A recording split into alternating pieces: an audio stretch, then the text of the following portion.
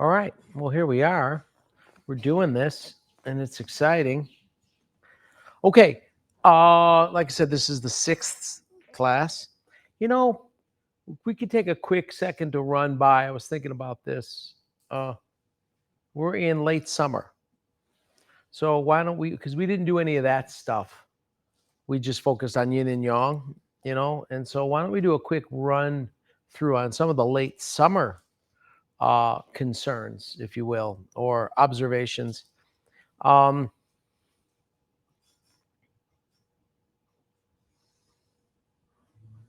well, we already know what is the element for late summer. Earth. Earth. Okay. And so, okay. Earth. When does the late summer training protocol begin? 10 weeks after fire. Okay. Yeah, that's right. That's right. So wouldn't that be safe to say it's pretty much the middle of the year? Can you see where we're going and how we got there? So it's like, yeah. So you see how it's like, okay, yin and yang and fire, and earth of fire, whatever it is, yin. Okay, so you have yang of yang and yin of yang, and then yin of yin and yang of yin, and then in the middle is earth, and so this is the middle, right? So it's earth. So I think we can do that. It's like, why? How did you come to earth? What's the color? Yellow. Could anyone tell me why it would be yellow? Yep. Fruit is ripe. Fruit is ripe. That's right. Okay. And so it's I learned that like the most obvious expression was when I would live in Hawaii, on the island of Kauai in the summer, and we'd be there in late summer.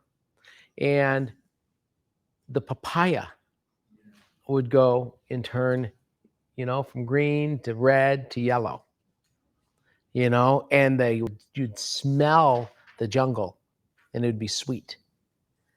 So everything would be sweet and yellow. And so it was like the most extreme living example of Earth. Can you kind of see it? So I'm like, oh, that's interesting, And then if you go, back in the Midwest, if you look at the fields, what color's the corn now? And everything's yellow. Yeah, sunflowers. So you can go on and on and on. So it's kind of a cool thing to see, why would they come to that? And then there's the yellow court in the human body, right? The meeting point, the determining what assimilates and becomes you, and what moves on, and all of that stuff, yellow. So it's pretty neat. So we already talked about sweet. Why sweet? Well, sure, everything is at that ripe state. It breaks down into sugars, and so we have that. Okay, so what is the direction? Center, right? We talked about the color, yellow, the taste, sweet. All right, what about the organs? Stomach and spleen. Okay, and so again, that is the midpoint. When it's coming in, head, stomach, feet. You're it's that determining tipping point. Again, the digestion of and then breaking it down. Good. What other things do we need? What is the note? Musical note, a C, right? E, right? Right in the middle. Okay. What other things do we look at? Yeah, that's right. The taste organ, or is a mouth, sense organ is mouth. Good.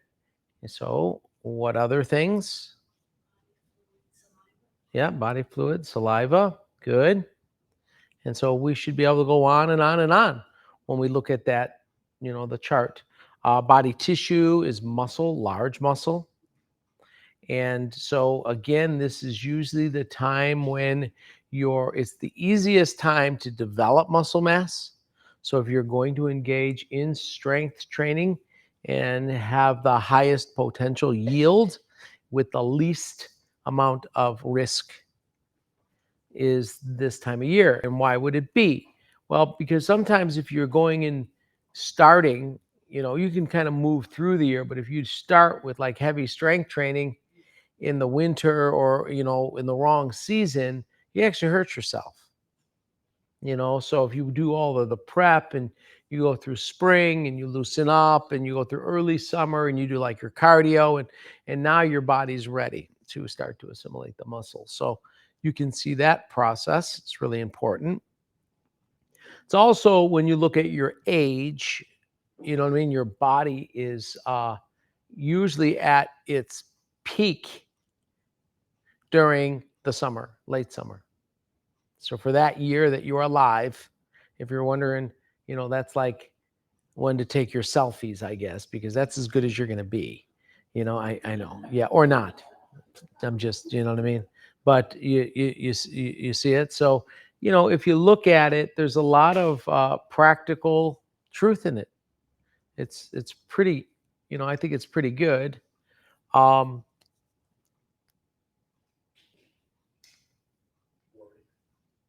Yeah. So we start looking then on an emotion. What is it? It's worry. And it's also what else?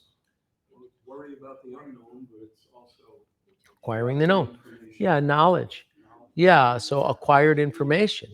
Yeah, so it's like, again, and if we look at the Constitution, the shape is a triangle. Yeah, and Earth people, if you look at their face, their jaw tends to be wider than their ears. Their waist is, or hips are wider. You can have a wood face in an Earth body, but the body's going to be shaped more like that. Feminine tends to be like this, but a masculine would be like that.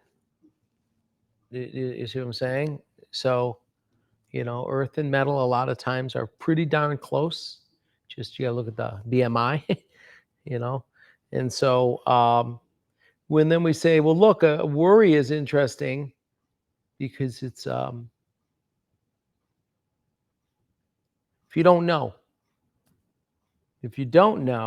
then it's a maladapted, right? So it's going to shift as opposed to knowing what's around the corner. I don't know what's around the corner, so I worry about what's around the corner.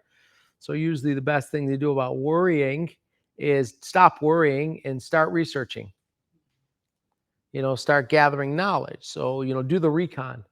So you worry, is this the right time to buy a home? Which it isn't. But, right? And so you can look and start studying all of that. And you're like, oh, I see. Okay, it's not a good plan. So there's, we can use this elemental paradigm to really organize. And what do they call it? Is it Hunpo? What is it? Yi. Yeah, that's right. Acquired knowledge. Yi. So that would be, you know what I mean? The energetic is Yi, cultivating Yi. Yi Shan. And so I believe that the time of day is probably one of the most obvious indicators. Okay, like it's like wrapping a lot of this stuff together. What time of day belongs to Earth? Is it noon? 7 a.m. to 11. Yeah, 7 to 11. Remember? So it was because it was what was before that? No, Yeah. Spleen, stomach. Is it spleen, stomach, or stomach, spleen? That's right. How do you remember that? because the large intestine is 5 to 7. You empty it and then you fill your stomach. Yeah, that's right.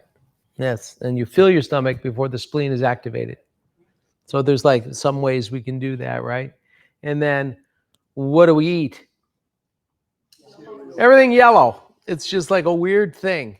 Like pancakes, everything's silly and yellow. The eggs, oatmeal. It's like not everything, but pretty much everything's yellow.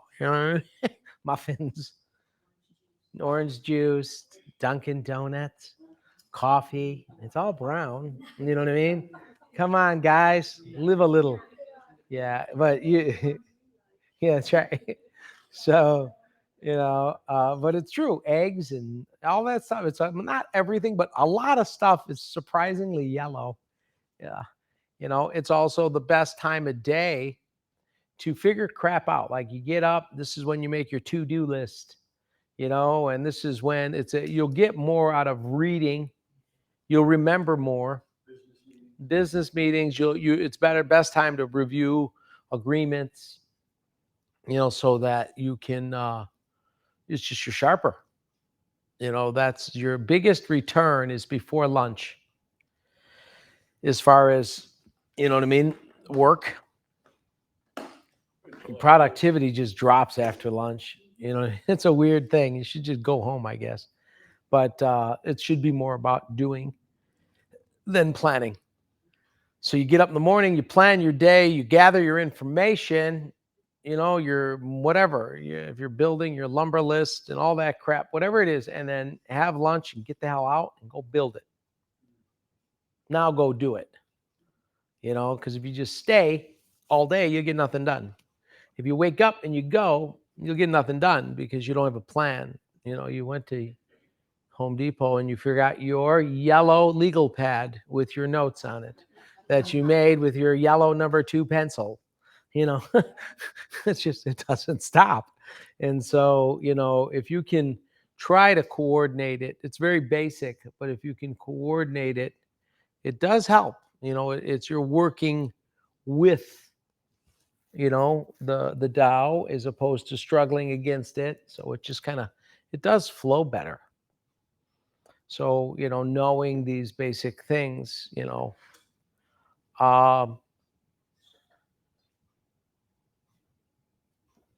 what other things? They say it's best to study in a yellow room. Best to study in a yellow room. Isn't that funny? They say it's best to study in a yellow room. It just doesn't stop, So I think that if we could, trying to use these little tricks, if you're someone that needs to strengthen, the stomach, spleen physically or the yi mentally, wearing yellow is a good idea. So you can even do things like that. You could, listen to music in the key of C. It's like there's all these little silly tricks that you can do that can support, make this is a studio where people try to remember forms and stuff. So walls are yellow. It helps, and green because they move, and it's like an interesting thing. So you can add these little hacks by knowing the elemental structure, and then it just helps. Now I know a lot of you know all of this. We've talked about this for years, but a lot of us, watching this for the first time, this is a tremendous amount of information. But what happens is what we want to start to do is change the way we think. It's like when it comes to like a certain amount of knowledge is almost like a scalpel. It cuts things apart. If you want to put something together, then you have to have a broad view. So we love the knowledge, cut it apart. So if you go and maybe we can use, the Old Testament. So in Genesis and Adam, and what was his job? Name everything. Remember that? I don't know if you know that, but that was his job. Give everything a name. Why? Well, so it exists. Create an I, thou. As soon as you name it, it's not you.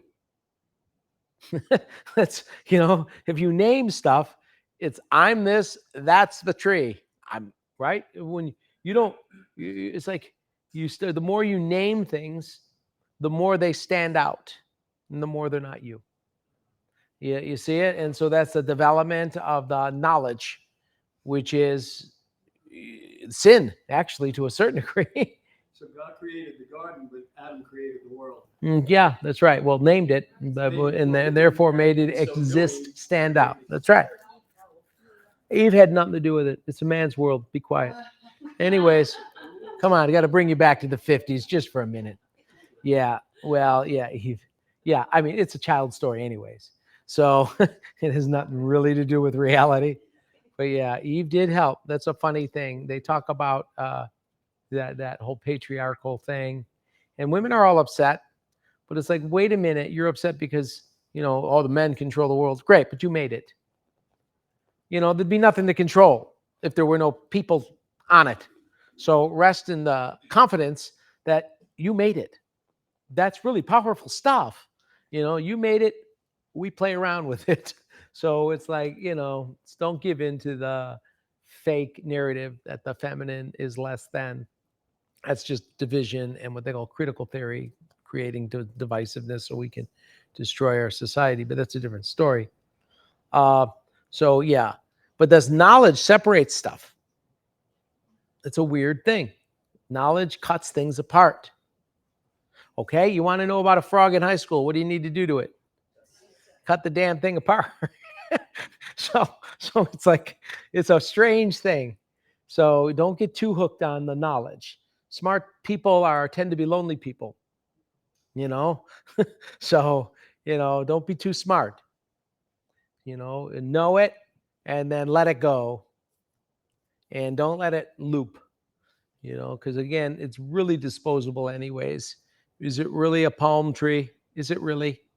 What do they call it in Mexico? What do they call it in Italy? What do they call it? Well, in Canada, they call it a palm tree. But you see it. So now what? It's not a palm tree in Italy because they call it something else? It certainly is. So it's like, it's necessary, but it's not all of reality. So we can't get too crazy with that, because that'll create some unnecessary suffering. So when we look at this time of the year as a quick, Earth review, those are things we can observe, we can contemplate, we can kind of remember and try to look at the consistency of it, and then look for the patterns, because within the patterns, the nature of reality is revealed. So not the details, the patterns. And I think that's really a powerful piece when we look at the late summer. Yep. I have a question about low tide versus high tide. Mm-hmm. So like a lot of cultures eat dinner at 7 o'clock, but that's low tide for the stomach. Mm-hmm. She said she had a question about low tide versus high tide. Okay, and I agree with you. I don't think it's a great idea, but you can say it would make sense because it's low tide for the stomach, but it's at its weakest. Do you see what I'm saying? So your biggest meal, in theory, should be breakfast, right? Eat like a king for breakfast and a prince for lunch and a peasant for dinner. And that's built on that. Now, I eat once a day, primarily. Like tonight, I'm going to make my son a special meal. So I'll eat tonight with him because he's really excited about it. But generally, I eat at 2. And that's it. I'll have a cup of coffee the size of you know what I mean? But pretty much it, maybe a snack. But I found that I'm best if I only just eat once a day. Yeah, I know. But some people, that'll kill you. You know what I mean? If you got blood sugar issue, you got to watch. But I have a kapha metal earth body. So I store. You know what I mean? I just store stuff. I have a strong digestive fire. I can eat a shoe and it'll go through me. You know what I mean? But I don't I don't wake up hungry ever. So then you don't just, once you get to know your body, well, everyone said eat breakfast. So I'm eating breakfast. I'd probably weigh 240 pounds. You know what I mean? If I ate the way you're supposed to eat in the West. If you look at like the pyramid, can you imagine if I ate like that? And how many calories are you supposed to have as a man? Depends on your activity level. Yeah, I should have like a shitload of calories. Yeah, like what? Like something like 2,000, right? Over 2,000. Yeah. Your level of activity. Yeah, but I don't. I don't do that. Yeah. You know what I mean? Yeah. So I'd gain a lot of weight. I keep it at about 1,800 calories, but I do burn, So you know yourself, know your body, work with your body. But a lot of times I think, everyone's got to have a little bit of, just work with your body. But I disagree. Yeah, I don't think it's great to eat at night. At 7 o'clock. Yeah, people have their main meal forever. And you got to understand, you work till 5, you come home, you make dinner, you know what I mean? You got a family. What are you going to do? You got no choice. By the time everyone sits around the table, it's 7 o'clock. But then you go to bed at 9 and you've got like this, and you've got stomach acid and stuff, agita, horrible. So yeah, so having a basic knowledge, I think, is important. Understanding the nature of reality. I mean, I get it. We have to have enough knowledge to do your job. You know what I mean? Okay, I know how to do that. Great, but you better understand the nature of reality, which, yes, your own nature. And now you have wisdom. You'll coexist. And you got to be active. What do they say? If you're smart and motivated, like you're smart and you're active, you can really succeed. If you're smart and lazy, you'll do okay. If you're dumb, you know what I mean, but motivated, you'll do okay. You'll just work hard. If you're dumb and lazy, you're done. So you don't want to be dumb and lazy. It just doesn't work. You know what I mean? It just doesn't work. So you gotta, so you gotta really work with that whole ye thing, but you can be so smart and have so much acquired knowledge. Then you've heard of the phrase paralysis through analysis, right? Too much knowledge stops you from doing anything because, Earth, it's just like a big rock. It just stops. Yeah. You got to know before they go. But then sometimes you take it too far, you won't go because now you know too much. Right? If you truly knew everything, that's why we don't, it's like we don't know we're going to die. We don't even know the full nature of reality, because you wouldn't get involved in this folly. So there's like too much knowledge sometimes becomes poison, but it's really good to know what's needed in the mundane for the time and then flush it. And the funny thing is, it's so perishable. Like what I know about business and money and the world doesn't work for my kids because it's outdated. I mean, there's some principles that work. Absolutely. There's universal principles that if you apply to, I know them and you'll be quite successful. But if you want to ask me how I did what I did, because my eldest asked, well, how'd you make your money? What the hell? How am I going to do this? He's a senior and he's getting ready, you know what I mean? And it's a scary time for him. And it's like, I'm like, look, I'm going to tell you what I did and how I did it, but here's the bad news. None of it will work for you. Why? You don't think I'm smart enough? Or I'm like, no, you're actually smarter than I was.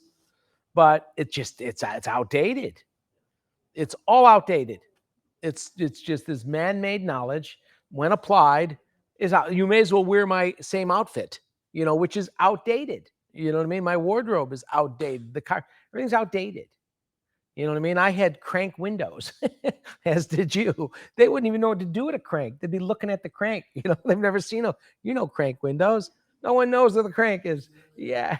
And then those little vents that pop open. You put a 16-year-old in a car with those vents, they'll never give them open. They wouldn't even know what they were for. So, right, that's knowledge. Useless. So it's the problem with knowledge is, it's knowledge. It's just like late summer. It'll rot quick. What comes after knowledge? It's fall. What happens? Rotting. So it reaches its peak. It's consumable. It's in its peak manifestation, and then it gets busy rotting. It's like, what? So you have to look under knowledge. Once it appears, once it manifests, it's applied, it succeeds. Find the principle. Musashi, there's a dude named Miyamoto Musashi, or Kensei. He's a great sword saint, right? There's a really famous guy. It's Book of Five Rings. You can read the book. It's cryptic if you know nothing about the 5 elements or have no background. But, so he's like, what made me succeed? He didn't go into like the actual details of his battles because he knew that would never happen again. He wrote about the principles. So the knowledge and like, okay, so he turned left and I lifted, and the knowledge of each duo is useless. So then he went into, hermitage and contemplated well, what were the damn universal principles of all of these battles? And he came up with 5. And there were like 30 battles before he was 20 or some crazy thing. He killed his first man at 12. You know what I mean? That's just what he was. You could say he was gifted, back then, I guess that was a gift. I wouldn't know if I'd want my kid to kill his first man at 12, but so he's like, no, he didn't make a detail of I parried left, I held my sword to the right, and then it's useless. The next battle you're going to be in, it's probably not going to be like that anyways. So he spent the last 20-something years of his life just trying to distill the constant principle that was in each battle.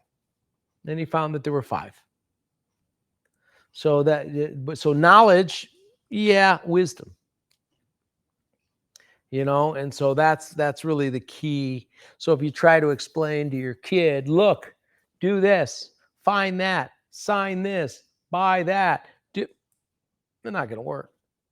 And that's why kids get pissed, because you don't understand me. You don't know what I'm going through. Well, to a certain degree, they're right, in detail, but not in principle. And if you lock horns on detail, it's like, well, I never had a nose ring and a tattoo. You know what I mean? God damn it. Yes. But you did have elephant bell bottoms and platform shoes and long hair, bro. Right? So it was like, that was you individuating from the 50s. So you did do the same thing, but not the same way. But now you're going to get pissed at me because I'm individuating from the generation before me. You did the same thing, but you did it differently. So how you did it is knowledge. Why you did it is wisdom. So knowledge is an interesting thing. It's really perishable. You don't want necessarily the smartest guy in the room. You want the guy that has the most success. There's a huge difference because there's people that are really smart and they know a lot of stuff, but they can't apply it because there's no wisdom. They don't have the wisdom. So, they're experts in their field, though. You know what I mean? So you can get that guy with that micro knowledge on maybe complex accounting or something, and that's good. But, I don't know if I'd follow him into battle.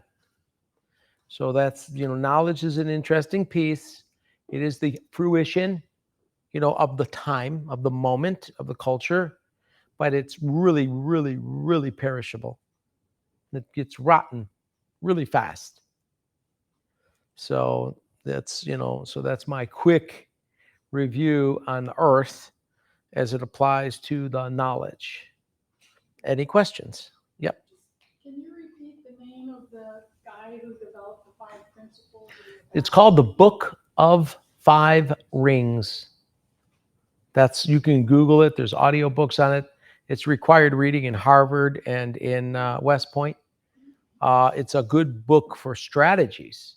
So, because it's not just sword fighting.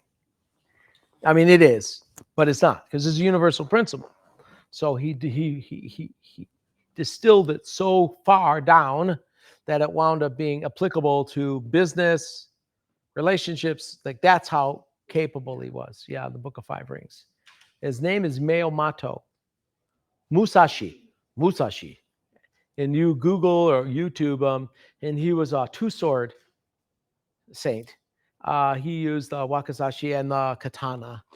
He used the long sword, the samurai katana, and the shorter one at the same time.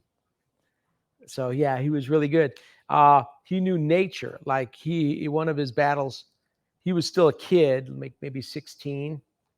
And back then, the shogun, a lot of them were Rowan. They were like state police, and the governors, you know what I mean? What do they call the governors now?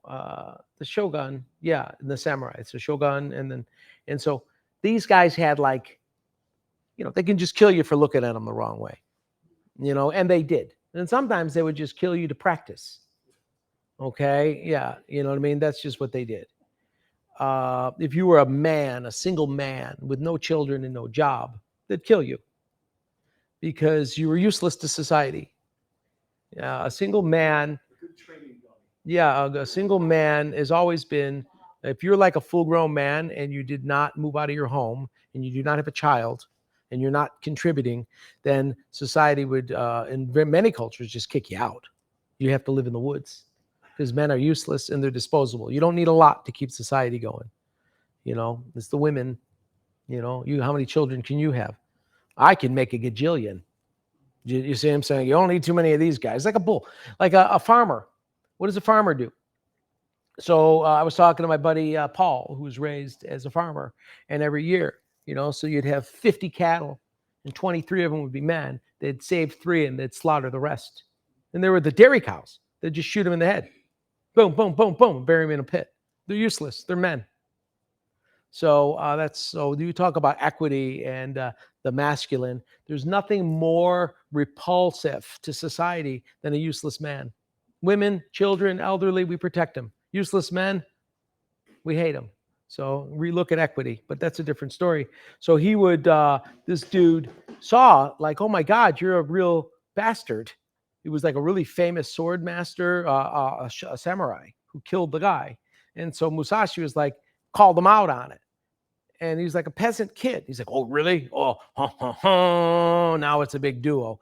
Well, okay. And then where do you want to meet your death? Oh, I will meet you on the island of Okajawawaka, you know, at the sunrise and blah, blah, blah. So now he's on the island, the big samurai with his retinue of followers watching, and Musashi's got to show up, you know, and he's just a kid. So he rows his boat there and he purposely gets there an hour late.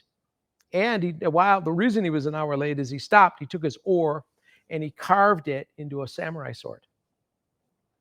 So he shows up at the beach and there's the samurai who's already pissed because it's a big dishonor to be late. So he's fuming. He's walking back and forth. And Musashi, he never bathed.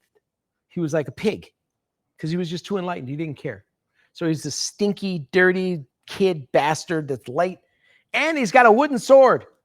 And so the guy just flew into a fit of rage, you know. And so he's like, and he's running at him. And all he did is he just shoulder stroked him right in the heart and just gave him a heart attack and killed him. So that's like, but because he knew he couldn't fight him, he couldn't win. So he tormented, threw him off center, made him lose his mind, got him into a weak state. And so he killed a lot of people with that wooden sword because it would blow their mind that he had the audacity to show up with a wooden sword. So, I mean, read about him. The guy was amazing. So Kensei, sword saint, very famous dude. Musashi, Book of 5 Rings. There's a lot of cool folklore about him. So there you go. Okay, any other questions? All right, good job, everybody.